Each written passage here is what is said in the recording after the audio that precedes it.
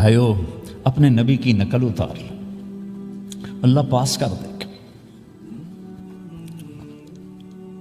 اس نے ایک چنا ہے جس کو حبیب بنایا ہے، 10,000 سال کا پروسیس ہوا اور اس میں سے محمد مصطفیٰ صلی اللہ علیہ وسلم کی ہستی کو وجود ملا۔ آپ کو آنے میں اتنا زمانہ چاہیے تھا کہ اعلیٰ سے اعلیٰ چیز کے بننے میں دیر لگتی ہے، تو کائنات 10,000 سال گھومی اور تب جا کر میرے حبیب مصطفیٰ صلی اللہ تعالی علیہ وسلم کو اللہ تعالیٰ نے وجود بخشا۔ سب سے عالی نسب، سب سے عالی خاندان، سب سے عالی صفات۔ اب اللہ کے خزانوں سے لینے کا راستہ پاؤنڈ نہیں، ڈالر نہیں ہے، تجارت نہیں ہے، اللہ سے لینے کا راستہ میرے نبی کا طریقہ ہے۔ تجارت میں ہو، زراعت میں ہو، جاب میں ہو، کھیتی باڑی میں ہو، میرے نبی کا طریقہ ایک مسجد کا ہے، نماز، 5 وقت کی نماز، یہ میرے نبی کی آنکھوں کی ٹھنڈک ہے۔ 5 وقت کی نماز اس امت کی شان پہچان ہے، اور اللہ تعالیٰ نے پہلی امتوں پر اتنی بڑی مشقت ڈالی کہ ان کی نماز مسجد کے علاوہ کہیں نہیں ہوتی تھی، مسجد میں ہی ہوتی تھی۔ ہمارے لیے کتنی آسانی کر دی، جاب میں ہے مصلی بچھا نماز پڑھ، چلو مصلی بھی کوئی نہیں، زمین دیکھ اس پر کوئی گندگی تو کوئی نہیں ہے، بس زمین بھی تیرے لیے پاک ہے، چل نماز پڑھ۔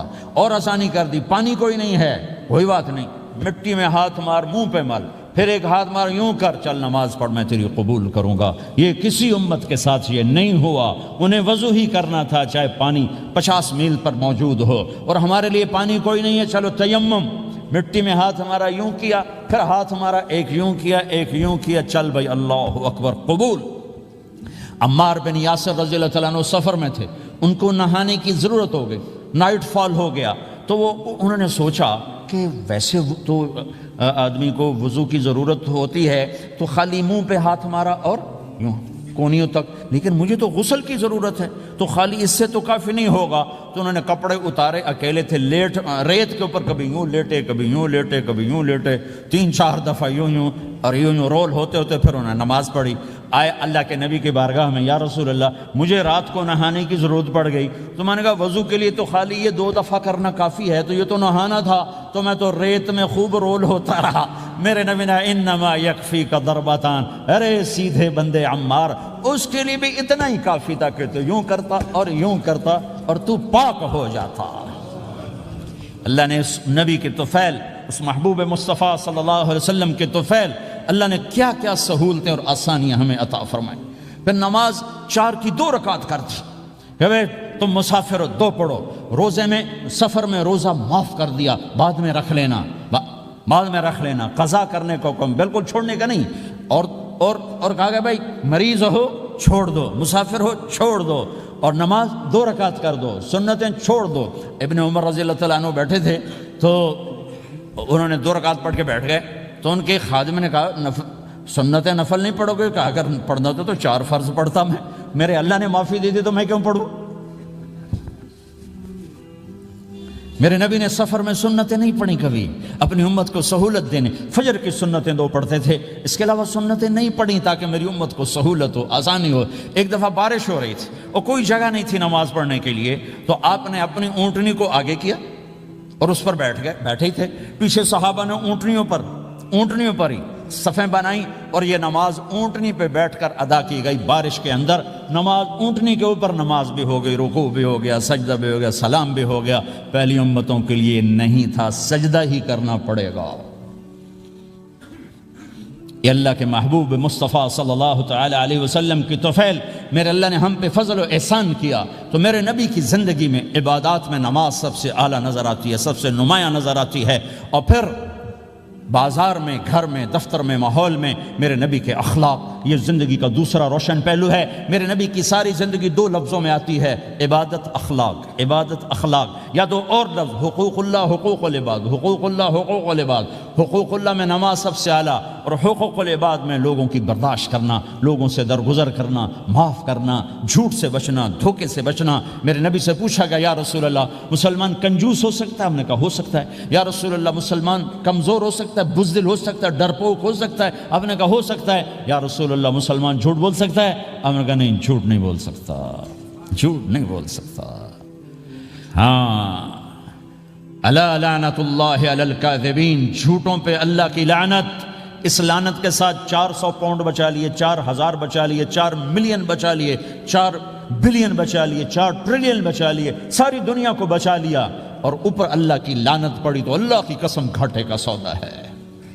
اور سچے ہو گئے، سچ بولا، یہ میں 100 پاؤنڈ کماتا ہوں، لے لو جو لینا ہے اس میں سے، یہ میں 1000 پاؤنڈ کماتا ہوں، لے لو جو لینا ہے، یہ میں 50,000 پاؤنڈ کماتا ہوں، لے لو جو لینا ہے، کہ مسلمان کی زبان سے جھوٹ نہیں نکلتا، سچ ہی بولتا ہے۔ آپ تشریف لے جا رہے ہیں، ایک آواز ہے یا رسول اللہ، آپ نے یوں دیکھا کوئی نظر نہیں آیا، پھر آواز ہے یا رسول اللہ، تو آپ نے دیکھا کہ ہرنی ڈیر چھوٹی وہ کھڑی ہوئی رسی میں بندھی، تو آپ نے کہا کیا ہوا؟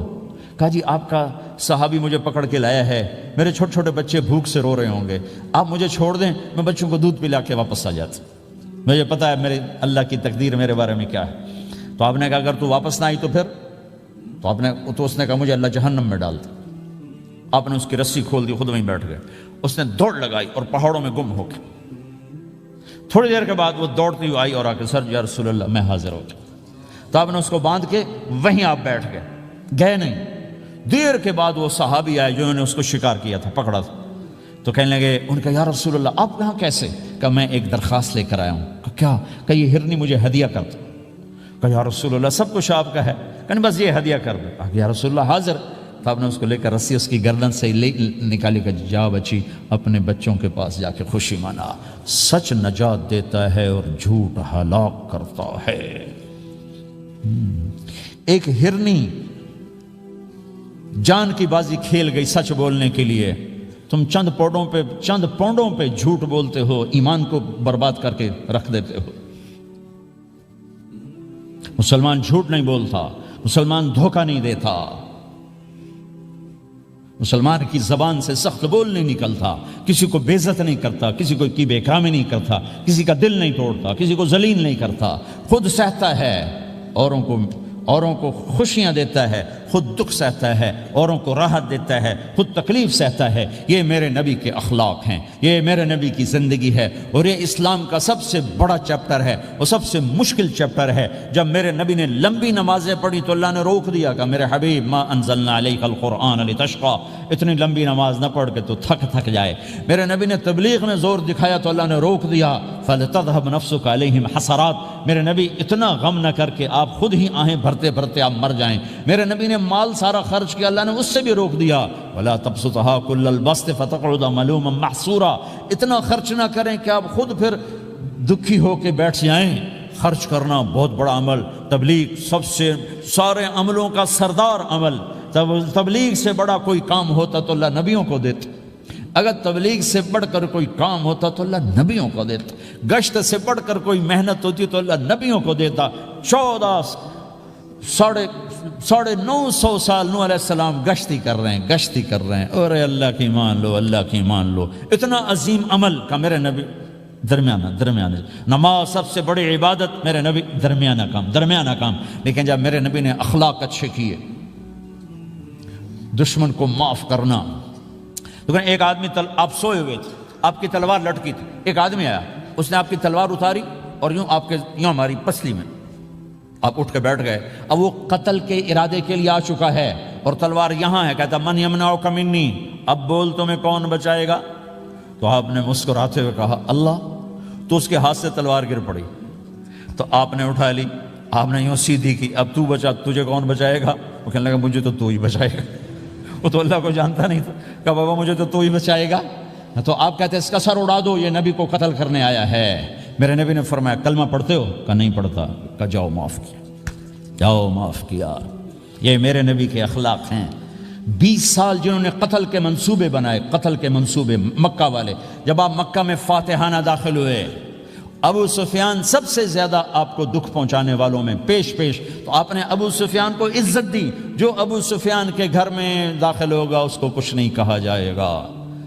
آپ تو ابو سفیان کو بلا کے سولی پہ لٹکاتے، اور آپ کہہ رہے ہیں جو ابو سفیان کے گھر میں جائے گا اسے کچھ نہیں کہا جائے گا، جو بیت اللہ میں ہوگا اسے کچھ نہیں کہا جائے گا۔ سارا مکہ سامنے، آپ یوں بیت اللہ کا دروازے پر یوں دونوں ہاتھ ایسے ٹکا کے کھڑے تھے۔ پھر آپ نے کہا میں کیا کروں گا اب تمہارے ساتھ؟ تو سہیل بن عمر نے کہا آپ کریم ہیں، کریم کے بیٹے ہیں، تو آپ نے کہا جاؤ میں نے معاف کیا۔ یہ اخلاق آج مٹ چکے ہیں، مردوں سے، عورتوں سے، علم والوں سے، خانقاہ والوں سے، تبلیغ والوں سے، سب زیرو ہوئے پڑے ہیں۔ جب تک یہ اخلاق زندہ نہیں ہوتے اسلامی زندگی قائم نہیں ہو سکتی، اسلامی معاشرت قائم نہیں ہو سکتی، اور دین دو چیزوں سے آگے پھیلتا ہے، ایک دعوت اور ایک اخلاق۔ دعوت اور اخلاق، دعوت اور اخلاق۔ دعوت نہیں ہوگی تو اخلاق وہیں پڑے رہ جائیں گے، اخلاق نہیں ہوں گے تو دعوت کوئی قبول نہیں کرے گا۔ میرے نبی نے کتنے معجزے دکھائے مکے میں، نہیں کلمہ پڑھا۔ بدر میں ان کے 70 مارے گئے، فرشتوں کو دیکھا، جبریل کے گھوڑے کی آواز سنی، کلمہ نہیں پڑھا۔ خندق میں شکست ہوئی، کلمہ نہیں پڑھا۔ پانی نکلتے دیکھا، انگلیوں سے کلمہ نہیں پڑھا۔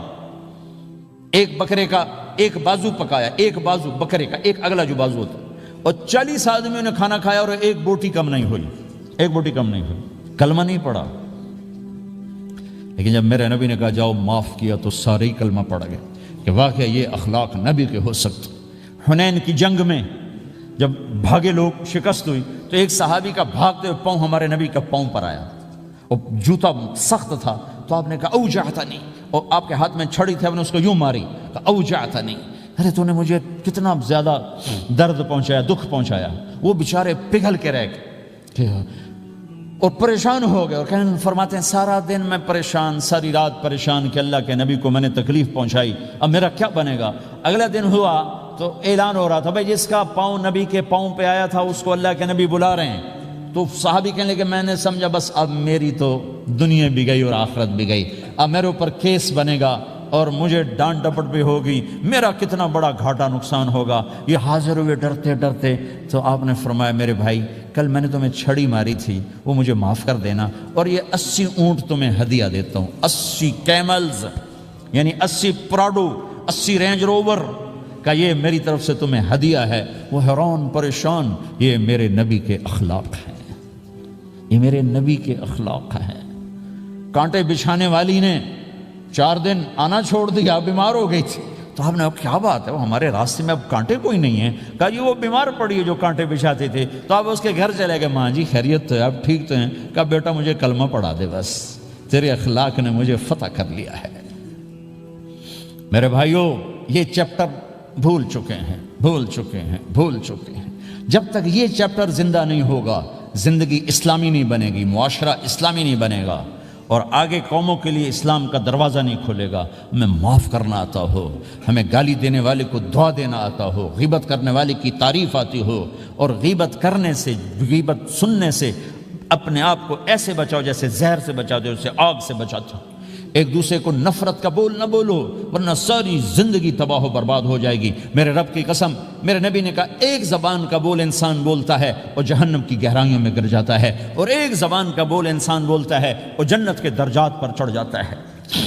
یہ زبان بہت طاقتور چیز ہے، میں ہر بیان میں اس کو دہرا رہا ہوں کہ جتنا یہ عمل ختم ہو چکا ہے اتنا کوئی عمل بھی نہیں ختم ہوا ہے۔ اور ایک صحابی ہیں ابو دجانہ۔ کون ابو دجانہ؟ السابقون الاولون من المہاجرین والانصار، اس میں پہلی صف کے صحابہ۔ کون ابو دجانہ؟ جب آپ حج پر گئے تو اپنی جگہ مدینے کا امیر ابو دجانہ کو بنایا۔ ابو دجانہ حج میں شریک نہیں ہوئے کہ آپ نے اپنی جگہ ان کو اپنا نائب بنا کے وہاں کھڑا فرمایا ابو دجانہ میری جگہ پر مدینے کا امیر ہے، یہ وہ ابو دجانہ ہیں۔ کون ابو دجانہ؟ جو جنگ بدر سے لے کر آخری حج تک ہر سفر میں شریک ہیں، ہر سفر میں شریک ہیں۔ ان کی ایک بات میں بتانا چاہتا ہوں، پہلے تھوڑی سی ان کی ہسٹری بتانا چاہتا ہوں۔ کون ابو دجانہ؟ احد کی جنگ میں آپ نے تلوار اٹھائی، کہا اس تلوار کو کون لے گا؟ کئی صحابہ کھڑے ہو گئے۔ آپ نے کہا اس تلوار کا حق کون ادا کرے گا؟ سارے بیٹھ گئے، 3 آدمی کھڑے رہے، ایک زبیر بن عوام، ایک عمر بن خطاب، ایک ابو دجانہ۔ ان کا نام ہے سماک بن خرشنہ، سماک بن خرشنہ ان کا نام ابو دجانہ سے مشہور ہے۔ تو آپ نے تلوار نہ عمر کو دی، نہ زبیر کو دی، ابو دجانہ کو دی تھی۔ تو عمر رضی اللہ عنہ نے تو محسوس نہیں کیا، حضرت زبیر نے محسوس کیا کہ اس کو کیوں دی، مجھے کیوں نہیں دی؟ میں مہاجرین میں سے ہوں، میں پھوپھی کا بیٹا ہوں، میں اس سے دلیری میں کم نہیں ہوں، بلکہ حضرت زبیر کی دلیری کی تو دھک تھی۔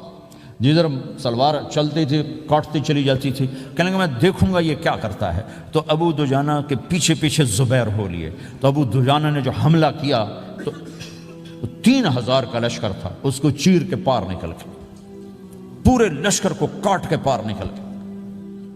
اور آگے عورتیں کھڑی تھیں جو مکے کے لشکر کو تیار کر رہی تھیں، نحن بنات طارقی نمشی علی النمارقی مشی القتل بوارقی المسک فی المخالقی المسک فی المفارقی والدر فی المخالقی ان تقبلوا نعانقی وتدبروا نفارقی فراق غیر وامقی، یہ گانا گا رہی تھیں اور ان کو تیار کر رہی تھیں۔ تو جب ابو دجانہ کی تلوار نظر آئی تو سب بھاگی، ہندا پکڑی گئی تو آپ نے یوں اپنی تلوار ہندا کے سر پر رکھی، انہوں نے چیخ ماری، تلوار ہٹا لی۔ تو زبیر پیچھے پیچھے کہ کیا کیا ہے؟ جنگ میں اگر کوئی عورت حصہ لے اسے مارنا جائز ہے، ویسے جائز نہیں ہے، عورت کو، بچے کو، بوڑھے کو ہاتھ لگانا جائز نہیں ہے۔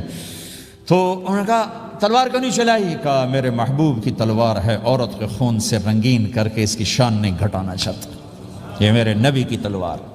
پھر واپس ہوئے، پھر اٹیک کیا اور پھر مجمع کو چیر دیا۔ سامنے ایک آدمی آ رہا تھا ہاتھی کی طرح، اتنا لمبا موٹا تازہ، تو زبیر کہنے لگے میرے جی میں آیا کبھی اس کی ٹکر ہونا پھر میں دیکھوں ابو دجانہ کیا چیز ہے۔ تو اللہ کا کرنا ایسا ہوا ابو دجانہ دونوں آمنے سامنے ہو گئے، تو وہ ایسے شاہ سوار تھے کہ دونوں طرف کے لشکر ذرا تھم گئے اور وہ دونوں بھڑ گئے۔ ابو دجانہ کے اپنے جوہر، اس پہلوان کے اپنے جوہر، غبار اٹھا، مٹی اٹھی، اور اس کی اپنی طاقت، ان کی اپنی طاقت، انہوں نے ابو دجانہ کو اس نے زخمی کر دیا۔ ابو دجانہ نے جو جوش میں آ کے ماری تلوار، اس کو لگی یہاں، تو اتنی طاقت سے لگی کہ اس کے نیچے اتر کر 2 ٹکڑوں میں تقسیم کر دی، یوں ماری، تو ایک حصہ ادھر ایک حصہ، پھر یوں دیکھا اور اپنے چہرے سے لوہے کی ٹوپی اتاری، کما ترا انا ابو دجانہ، کیا دیکھ رہے ہو؟ میں ہوں ابو دجانہ، تلوار صحیح لی ہے میں نے، غلط نہیں لی، یہ ابو دجانہ ہیں۔ اور جب شکست ہو گئی احد کی جنگ میں، اور پھر 10-12 آدمیوں نے آپ کو گھیرے میں لیا ہوا تھا، ان میں ایک ابو بکر تھے، عمر تھے، علی تھے، طلحہ تھے، زبیر تھے، سعد بن ابی وقاص تھے، اور سہل بن حنیف تھے، عبادہ قتادہ بن نعمان تھے، اور ابو دجانہ تھے رضی اللہ تعالی عنہم، ان میں سے ایک ابو دجانہ بھی تھے۔ اور یمامہ کی جنگ میں ابو دجانہ شہید ہوئے، یمامہ کی جنگ میں شہید ہوئے۔ یہ ابو دجانہ کی تھوڑی سی سیرت آپ کے سامنے آئی ہے۔ اس کے بعد اب آپ ان کے قول کو سنو تاکہ اس کا وزن آپ کے سامنے آئے۔ یہ بدر کے شریک ہیں، اللہ کے نبی نے کہا بدر کا صحابی جو مرضی کرے بخشا گیا۔ یہ صلح حدیبیہ کے شریک ہیں، اللہ نے قرآن میں کہا لقد رضی اللہ، میں ان سے راضی ہو گیا۔ یہ صحابی ہیں، اللہ نے کہا کلا وعد اللہ الحسنی، اے میرا نبی تیرے ہر صحابی کے لیے جنت کا وعدہ ہے۔ اور اب یہ کیا کہتے ہیں؟ یہ کیا کہتے ہیں لوگو؟ ان ارجع عملی عند، لوگو میرے پاس، ابو دجانہ میرے پاس بخشش کا سب سے بڑا عمل جانتے ہو کیا ہے؟ بدر نہیں، احد نہیں، حدیبیہ نہیں، خندق نہیں، خیبر نہیں، فتح مکہ نہیں، آخری حج نہیں، کیا ہے؟ کیا ہے لوگو؟ ان ارجع عملی عندی، میرے پاس آخرت میں بخشش کا سب سے بڑا عمل بس ایک ہے کہ ما آذیت احدا بلسانی، میں نے اپنی زبان سے کبھی کسی کو دکھ نہیں پہنچایا۔ ولا اجد فی قلبی غلا لاحد، اور میرے دل میں کسی کے لیے بغض کوئی نہیں ہے، بس یہ میری بخشش کا عمل ہے۔ تو بھائیو، نبی کے اخلاق میں 2 چیزیں لے لو، ایک زبان سے کسی کو دکھ نہ دو، ایک دل میں کسی کا بغض نہ رکھو۔ اللہ کی قسم بغیر حساب کتاب کے جنت میں جاؤ گے۔ بڑے بڑے جنید بغدادی اور بڑے بڑے معرفت والے تمہیں دیکھتے رہ جائیں گے، تمہاری رفتار اتنی تیز ہوگی کہ تمہیں وہی پکڑ سکے گا جس کا یہ 2 عمل تم سے زیادہ اچھا ہوگا۔ جس روڈ پہ رش ہوتا آپ وہاں سے گاڑی ہٹا لیتے ہو، ادھر نہیں جانا، ادھر رش ہے، وہ سائن وغیرہ آپ کو آ جاتے ہیں کہ ادھر بلاک ہے، ادھر نہیں جانا، ادھر جانا ہے۔ تو جہاں روڈ پہ رش ہوتا ہے تو قیمتی سے قیمتی گاڑی کی رفتار بھی آہستہ ہو جاتی ہے، اور جہاں روڈ خالی ہوتا ہے تو پرانی گاڑی بھی بھاگے جا رہی ہوتی۔ ہمارے یہاں پرانی گاڑی ہوتی ہے نا، پرانی بسوں کے پیچھے لکھا ہوتا ہے نہ انجن کی خوبی نہ ڈرائیور کا کمال، خدا کے سہارے چلی جا رہی ہے۔ اور جس کے پاس ایسی گاڑی ہو، نہ انجن کی خوبی نہ ڈرائیور کا کمال، تو اگر اس کو روڈ خالی مل جائے تو وہ تو مرسڈیز والے سے پہلے پہنچے گا۔ رینج روور والے سے پہلے پہنچے گا، بینٹلی والے سے پہلے پہنچے گا، رولز رائس والے سے پہلے پہنچے گا، جو وہ تو پھنسی کھڑی ہے، اس کا روڈ ہی خالی ہے۔ تو میرے بھائیوں، یہ میں ایک مثال دیتا ہوں، عبادات کی روڈ پہ بہت رش ہے، نمازی بے شمار ہیں، روزے دار بے شمار ہیں، عمرے والے بے شمار ہیں، حج والے بے شمار ہیں، اور تہجد گزار بے شمار ہیں، علماء بے شمار ہیں، حافظ بے شمار ہیں، ذکر والے بے شمار ہیں، بہت رش ہے، تبلیغ والے بے شمار ہیں، لیکن جو اخلاق والا روڈ ہے نا، یہ خالی پڑا ہے۔ اس پہ موٹر زوکی پہ چڑھ کے آ جاؤ تو سب سے آگے نکل جاؤ، سائیکل پہ چڑھ کے آ جاؤ تو سب سے آگے نکل جاؤ، کہ روڈ ہی خالی ہے، اخلاق کا روڈ خالی ہے۔